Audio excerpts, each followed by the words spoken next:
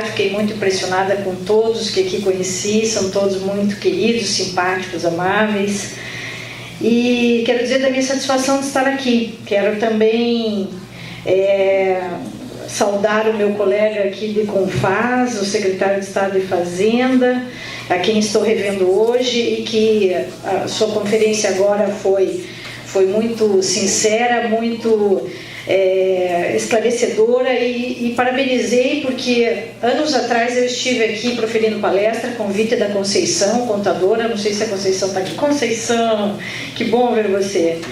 E eu fiquei muito impressionada com o estado do Amazonas. A Conceição organizou um evento na época onde estávamos eu e um representante da STN, e nós éramos só elogios à Secretaria de Fazenda pelos investimentos que fez, pelos progressos que conseguiu.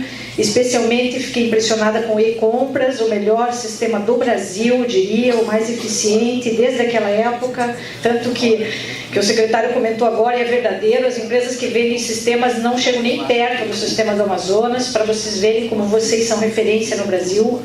No Paraná nós nem temos esse sistema, não chegamos a investir no financeiro, não estamos com a contabilidade preparada para atender a nova legislação. Vocês estão muito à frente de vários estados do Sul e Sudeste. Eu acho que vocês se equiparam apenas a São Paulo, Rio e Santa Catarina, que são os 3 estados que mais investiram, agora Minas Gerais.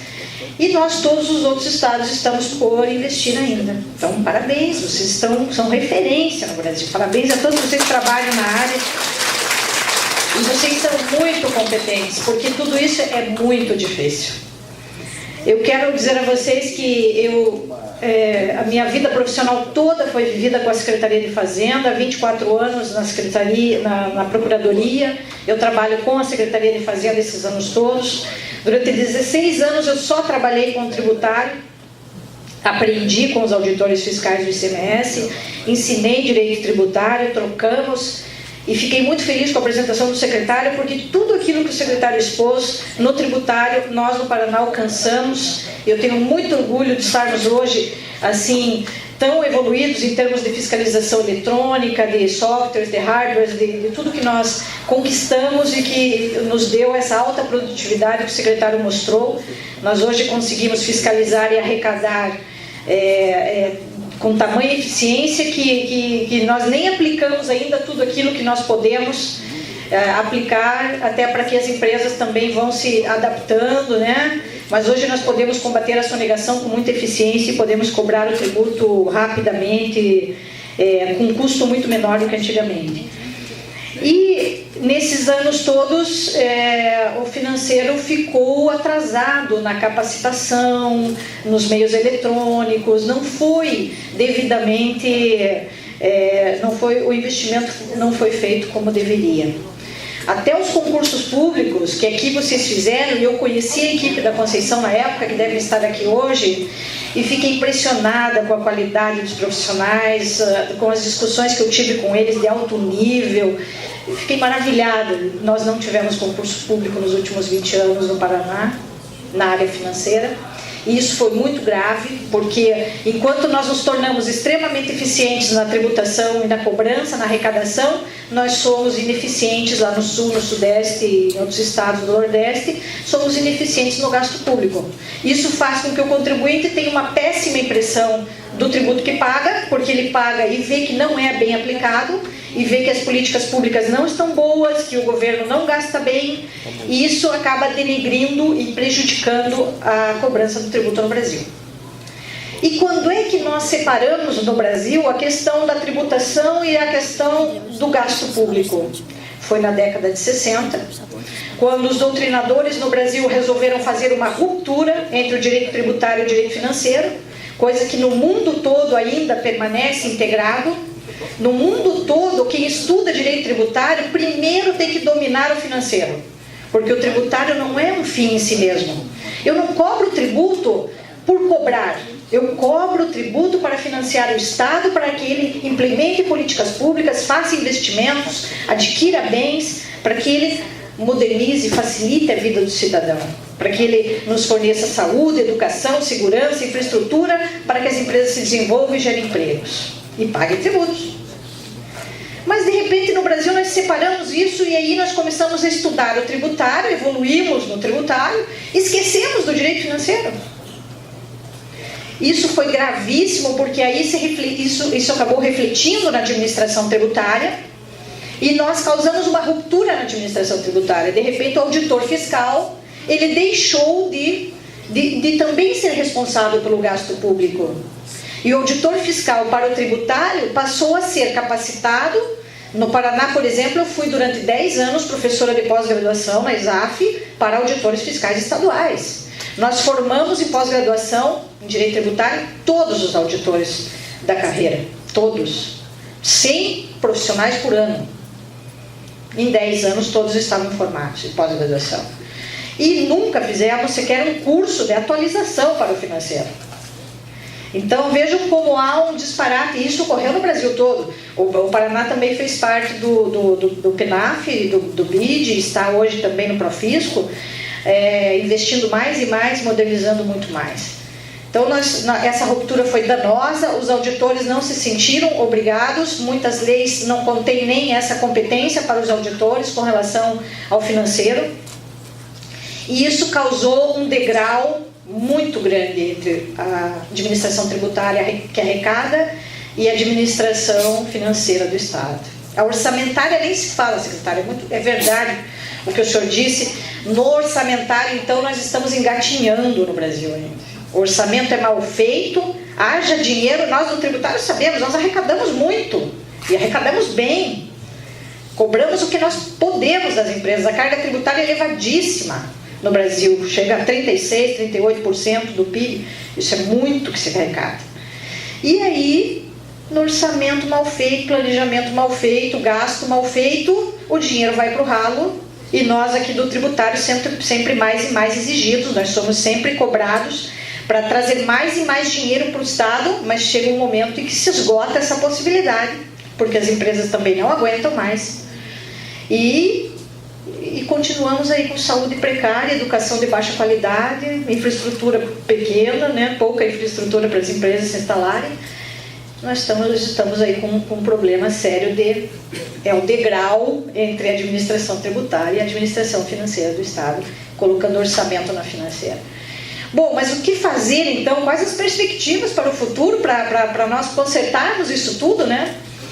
Quando assumi como secretária de Fazenda recentemente no Paraná, eu pude, além de conhecer esse cenário todo de 20 anos, que estou aí, 24 anos já que eu estou aí atuando, eu trouxe orçamento para dentro da Secretaria de Fazenda, não consegui, secretário, trazer as compras, não consegui, a resistência é muito grande no controle das compras, né, nos estados, principalmente lá no sul, sudeste, porque nós somos grandes consumidores.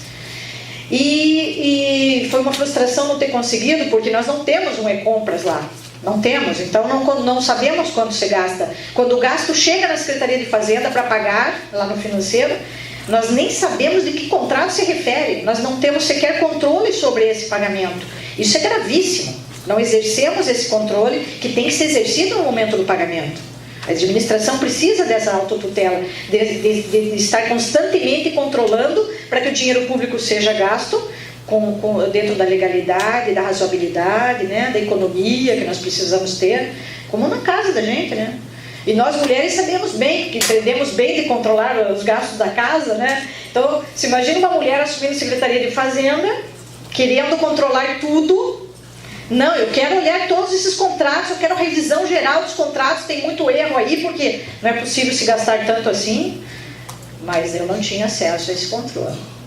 Então isso dificulta um pouco você avançar diminuir o degrau e trazer a administração financeira para a igualdade com o tributário. Vamos analisar agora as competências dos auditores e dos funcionários do Tesouro, né? Então, no direito tributário, nós sabemos que o tributo só pode ser cobrado mediante um lançamento. E nós que estamos dentro da Fazenda, a gente às vezes nem pensa que o ato de lançamento é um ato administrativo. Esse ato administrativo, aí eu tenho que estudar lá no direito administrativo o que é lançamento. Foi minha dissertação de mestrado isso. Lá no direito administrativo eu aprendo que o lançamento tributário só pode ser feito por agente competente. E é uma atividade administrativa plenamente vinculada a uma lei. E são várias leis que regem a cobrança do tributo. A primeira exigência é que esse agente competente que faz o lançamento do tributo seja concursado para este fim. Não é qualquer concurso. Um professor não pode ser lotado na Secretaria de Fazenda para fazer lançamento tributário. Isso é nulidade total do lançamento. Então, o concurso público para o agente fazendário ou para o auditor fiscal, seja o nome que se dê, porque o nome não é importante. O importante é que competência esse servidor público está recebendo ao ser aprovado neste concurso público e tomar posse e exercer o cargo. Qual é a competência? Se a competência dele inclui lançar qualquer tributo. O que é tributo? Imposto, taxa, contribuições. Qualquer um desses. Inclusive taxas, que a gente também não pensa muito dentro da administração. Esquece que existem as taxas e que tem que ser lançada a taxa. Bom, agente competente. O que é atividade plenamente vinculada? Quer dizer que uma vez que existe uma lei instituindo um tributo, você, agente público competente, seja você quem for, é obrigado a lançar. Obrigado, sob pena de perder o cargo, responder processo administrativo. Porque a atividade é plenamente vinculada. No Brasil, o tributo é obrigatório quando instituído. Tanto que o imposto de grandes fortunas não foi instituído, ninguém foi punido. Logo esse, né, gente? Puxa vida, esse que tinha que ser instituído uma vez, né? Mas não foi, ninguém foi punido porque não havia lei instituída. Mas existe lei para o ICMS, vamos cobrar o ICMS. Vamos lançar por agente competente, vamos cobrar o ICMS. O IPVA, o ITCMD, as taxas, a contribuição previdenciária dos servidores, tudo isso é tributo. As taxas, a gente nem pensa nas taxas, são todos tributos. E eu preciso cobrar as taxas com lançamento.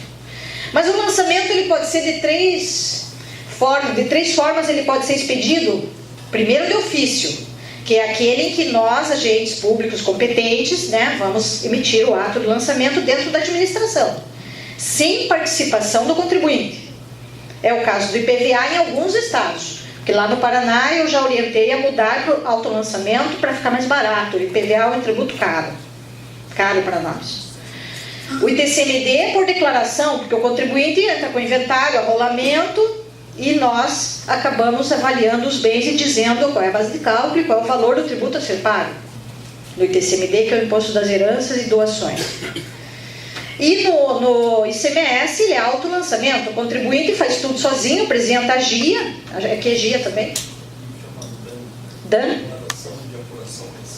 A DAN, ele apresenta a DAN, que é um autolançamento, que é aceito para pagamento do crédito, inclusive, e nós fazemos uma análise se está tudo correto. Se não estiver tudo correto, nós lançamos de ofício eventuais diferenças, por auto-infração, mas que é lançamento de ofício. Deixa o nome que se dê, isso é lançamento de ofício. No caso do IPVA, como eu disse, tanto faz ser lançamento de ofício, que é o caso do IPTU no município. Vocês não vão formar nada no município e recebem um carnê. Sabe o que é aquele carnê que vocês recebem? Aquilo é o lançamento, é a notificação do lançamento de ofício que já foi elaborado e que permite o pagamento do IPTU. O IPVA também pode ser assim. No Paraná nós adotamos o modelo gaúcho. O modelo gaúcho é um modelo econômico às avessas, mas deu certo. Nós, sem fazer lançamento do IPVA, nós mandávamos o carnê, a notificação. E aí lá na PGE nós identificamos que a lei não previa autolançamento. Eu tinha então que expandir a lei, tinha que alterar a lei para que pudesse o contribuinte tanto ir no banco, colocar o Renavan na máquina, expedir o comprovante pagar no banco IPVA, o que é muito barato, quanto mandar uma notificação. Nós só lançamos os que não pagam. Aquele carnê para nós já é suficiente para que ele faça o autolançamento. Com o carnê, ele vai no banco e paga o carnê. Se ele não pagar o carnê, aí nós lançamos de ofício. Isso reduziu em 30 milhões ano o investimento no IPVA, porque ninguém fazia conta de quanto custa essa carta R de notificação do lançamento de ofício. É caríssima. O Correio nos cobra muito caro. Então, reduzimos em 30 milhões lá em 2007, isso que eu estou falando hoje, custaria muito mais mandar essas cartas ao contribuinte. E muitos contribuintes pararam de pagar o IPVA porque o valor era muito baixo, e aí nós não cobrávamos o IPVA, porque o valor era baixo, o custo de cobrança é maior, a gente esperava 4 anos para ajuizar a ação judicial. E tivemos que fazer isso recentemente, porque lá no Paraná os cartórios não eram estatizados. Então era muito caro você cobrar IPVA na execução fiscal. O contribuinte ou não pagava, ou a dívida ficava mais cara, porque o cartório cobrava mais do que nós receberíamos. Então enfrentamos problemas assim. Por isso que nós estamos achando meios de otimizar, gastar menos na cobrança dos tributos, passar essa responsabilidade para os contribuintes no autolançamento, e aí fica muito mais barato o dinheiro que nós recebemos. E fazemos atuações conjuntas com a polícia de fiscalização, apreensão dos carros que não pagam IPVA, porque o Código de Trânsito permite isso, e aí nós conseguimos arrecadar mais IPVA. O ITCMD também é outro tributo que rende pouco benefício e muito investimento nosso, e nós também tivemos que tomar medidas, tornando eletrônico o processo, acompanhando o Poder Judiciário que já tornou eletrônico os processos, para que fique mais barato para todo mundo cobrar ITCMD. Mas a Procuradoria fazia esse trabalho de avaliar com seus engenheiros. Hoje nós retornamos isso para a Secretaria de Fazenda, e esse eletrônico hoje lá no Paraná está também na comunicação entre Fazenda e PGE, para avaliar se está tudo certo, se não tem tributo excesso a cobrar e tudo mais. Então nós estamos tomando algumas medidas nesse sentido. E lá nós temos também 2 carreiras, uma da Receita, que são os auditores concursados com essa competência, onde também há uma polêmica acerca de quem são esses auditores competentes, porque nós temos lá ensino médio e ensino superior convivendo ainda. Antigamente no Paraná não se exigia, antigamente década de 80, não se exigia curso superior, até porque poucos eram formados em curso superior, e muitos auditores não têm curso superior. Os que ingressaram na década de 90 em diante já têm curso superior, então não se discute mais a competência para lançar destes, porque hoje a nossa lei exige curso superior para ingresso na carreira. A unificação da carreira dos auditores aconteceu, e com muita polêmica, com discussão judicial, ação de inconstitucionalidade, e o Supremo Tribunal foi equivocado no julgamento.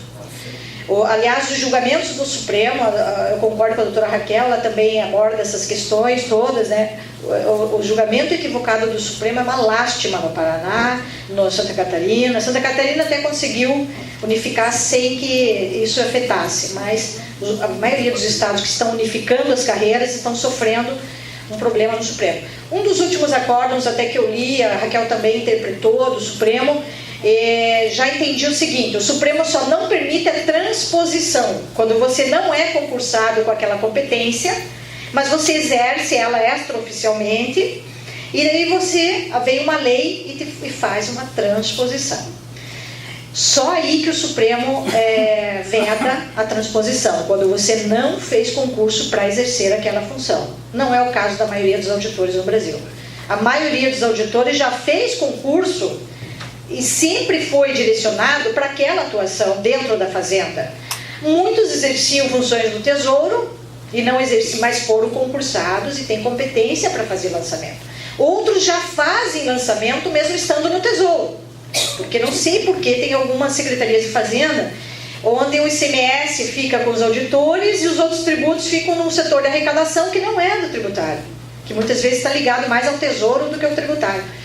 E isso também gera uma confusão. Os juízes que não atuam como nós estamos trabalhando aqui não entendem isso. Mas quando eu li os editais lá no Paraná e em outros estados, quando eu analisei as competências que todos realizam, eu percebi que não há transposição na unificação das carreiras, quando desde sempre aquele servidor já exercia a função de lançamento de qualquer tributo, não só do ICMS.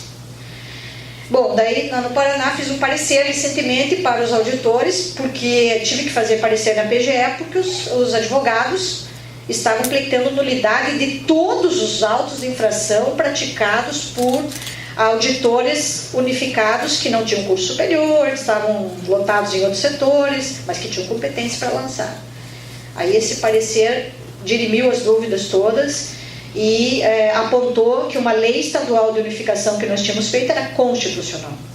Então isso tudo agora aparentemente está resolvido. Porque advogado tributarista, vocês sabem que eles não perdoam nada, né? Nós não podemos cometer um errinho, uma falha formal, que é tudo causa de nulidade.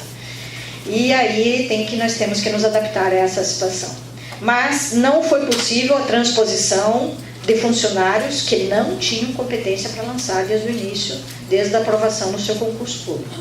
Isso ficou muito claro no meu parecer, então muitos terão que ser afastados da função, vão ter que ser lotados em outras funções e não naquelas que envolvem lançamento tributário.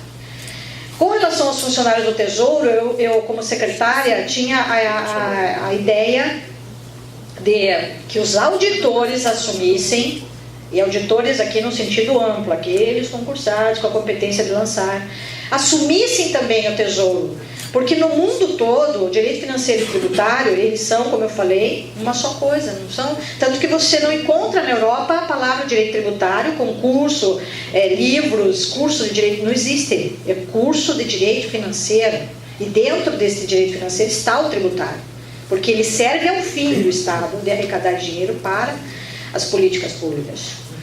E a unificação da carreira de auditor fiscal tributário com o do Tesouro é imprescindível para o futuro e a eficiência da administração tributária.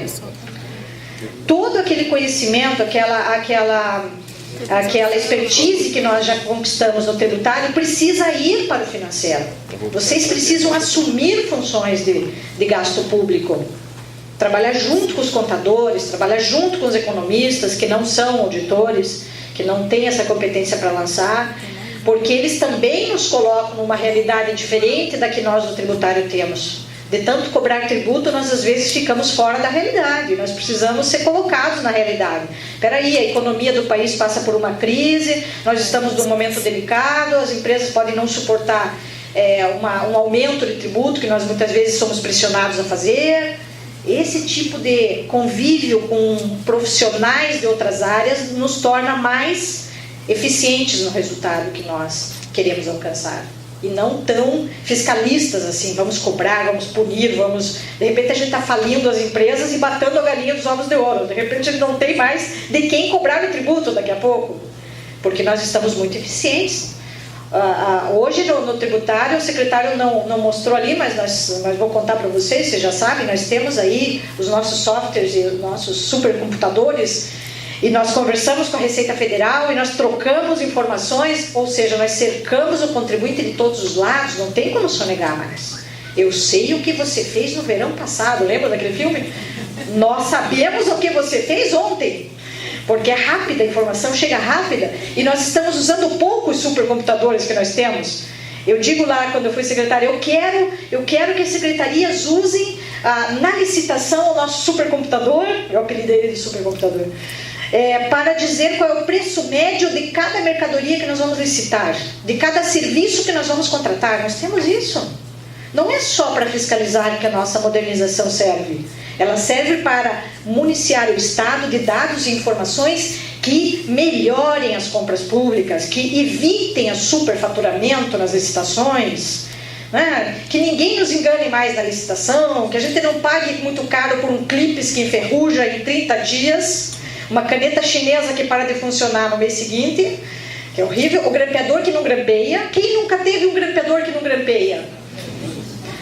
Por que nós temos que comprar os piores produtos e pagar mais caro por eles? Vamos evitar isso com o nosso supercomputador e fornecer às secretarias o preço médio dos produtos? Maravilha, as licitações serão feitas com base no preço real de mercado, ninguém vai nos enganar porque a gente vai poder exigir eficiência do produto. A gente tem tudo isso aqui na fazenda para fornecer para as outras. E vocês já têm o e-compras aqui dentro. Vocês aí, além disso, ainda estão controlando as compras. Que maravilha, que inveja. Tudo que eu queria era isso, poder controlar as compras. A mulher adora comprar e nós adoramos comprar. Imagina que bom, né, Conceição, ter esse controle, puxa vida, poder municiar as secretarias para compras eficientes. Então as perspectivas do futuro são no Tesouro, elas são não muito boas enquanto nós não nos organizarmos. Depois elas serão muito boas.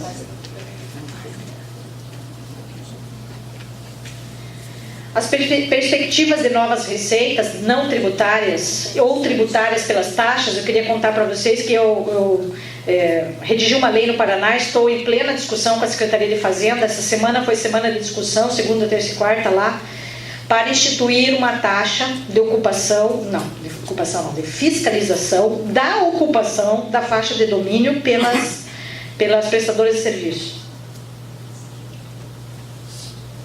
Telefonia, energia, água, esgoto e gás. E não inventei nada, copiei o modelo mineiro. Só que lá em Minas eles cometeram um erro. Quem criou a taxa mineira não se preocupou em instituir o serviço de fiscalização, porque a taxa só pode ser cobrada se existir o serviço de fiscalização. E lá no Paraná, nisso nós investimos. Estamos com um processo eletrônico de controle. Nós é que dizemos onde passa a telefonia, a energia, o gás, a água e esgoto, na nossa faixa de domínio das rodovias. E aí a cobrança é muito alta, secretário. Só a Oi entrou com uma ação agora, a Oi não quer pagar, todas as demais pagam, telefônicas todas. Porque isso custa 20 milhões ano, pelo uso total das rodovias do Paraná inteiro. Nós temos muitas rodovias lá, estaduais, porque o federal também cobra, viu? É bom você saber. O DENIT tem, mas não instituiu como tributária a cobrança. Esse foi o erro do federal. Como nós instituímos isso como tributário, quem é que vai lançar? Não está dentro da Fazenda, está dentro do Departamento de Estradas de Rodagem. Aí eu li a lei do Departamento de Estradas de Rodagem e os engenheiros concursados, todos estatutários, têm competência para fiscalizar, impor multas, então eles têm competência também para lançar a taxa decorrente da sua própria fiscalização. E aí na lei da taxa nós já demos essa competência que eles já têm pelo concurso que fizeram para os engenheiros. Então lá nós estamos criando na Secretaria de Fazenda agora um ato de lançamento de ofício dessa taxa, que é milionária, né, porque isso cobra muito de todas as empresas, e estamos sofrendo uma ação judicial. A empresa entrou, a Oi ganhou a tutela, nós caçamos a tutela dela, estamos agora lançando o dinheiro para cobrar, e é um dinheiro extra que o Estado precisa para conservar suas próprias rodovias. Claro que o recurso é vinculado às rodovias, o que é muito bom, que é um gasto a menos que nós precisamos destinar para as nossas rodovias. Então, eu acredito que nós ganhemos ação, espero que isso aconteça, porque está tudo correto, nós estamos fazendo da maneira mais correta possível, e é uma perspectiva de futuro para nós pensarmos. Por quê? Porque nós fiscalizamos, sim. Se alguém fizer uma obra e danificar, se nós fizermos uma obra e danificarmos uma fibra ótica, um cano de energia de água, nós vamos reparar e nós vamos cuidar para que ninguém danifique. Para que as obras que os outros, que cada um vai realizar, não danifique o serviço daquele que está lá, daquele cabo de fibra ótica enterrado ou do que passa suspenso. Isso está dando muito certo lá. Claro que as estatais, nós estamos com resistência com as nossas estatais. A nossa de energia, a Copel não quer pagar, a nossa de água não quer pagar, e a de água eu até acho que nós devemos fazer uma lei de isenção, porque a água é sagrado, né? Imagina São Paulo com aquele problema lá. No Paraná nós não teremos, que chove muito no Paraná. A chuva para ali na divisa com São Paulo e não vai para São Paulo, não. Ela para ali a chuva, pela poluição, alguma coisa que acontece ali em São Paulo. Mas então as perspectivas que eu me propus a falar são essas: investir em modernização, em capacitação dos servidores que estão no Tesouro. A Fazenda tem que olhar mais para eles. Nós criamos a nossa escola no Paraná, saímos da ISAF agora recentemente e criamos a nossa escola. E nessa escola aí nós já contratei vários cursos quando fui secretária para o Tesouro, capacitamos com a nova contabilidade, capacitamos, eu mesma dei curso de Lei 4.320, a Lei de Responsabilidade Fiscal, sou especialista nisso, já ensinei sobre orçamento, já discutimos questões pontuais de empenho, liquidação e pagamento, né, que são também questões hoje novas aí debatidas, e estamos nesse momento programando um curso mais um curso de orçamento para que o orçamento venha correto, para que consigamos cumprir adequadamente. E agora esse investimento, claro, vai redundar numa eficiência maior. Se as outras secretarias... e colocamos funcionários, unificamos a carreira dentro da Fazenda, trouxemos todos os funcionários das secretarias para dentro da Fazenda, o controle do funcionário, você consegue nivelar todos e capacitar todos e evitar que eles sofram muitas interferências e pedidos, imposições de praticar esse ou aquele ato. Aí ele diz, não, eu sou subordinado ao secretário de Fazenda, que é sempre mais preservado nessa hora da interferência política, né? Nós, secretários, somos agentes políticos quando secretários, mas a interferência é muito menor na Secretaria de Fazenda do que nas outras secretarias. Então, fazer isso foi muito eficiente lá, nós acabamos dando mais segurança para os nossos funcionários agirem de acordo com a legalidade, o que todos querem e sabem como tem que fazer. Então, mais uma vez, queria agradecer e elogiar aqui, mais uma vez, o Estado do Amazonas, que conseguiu ser referência no e-compras e em outros sistemas que já implantou. Quero que vocês saibam que vocês são elogiados por todos nós que conhecemos a realidade das secretarias de Fazenda, porque é bom saber, né? Vocês estão aqui tão longe, lá do centro, onde as coisas acontecem com mais frequência, os encontros, os debates, e vocês são sempre lembrados. Eu, quando posso, sempre elogio, porque já conheci aqui. Muito obrigada.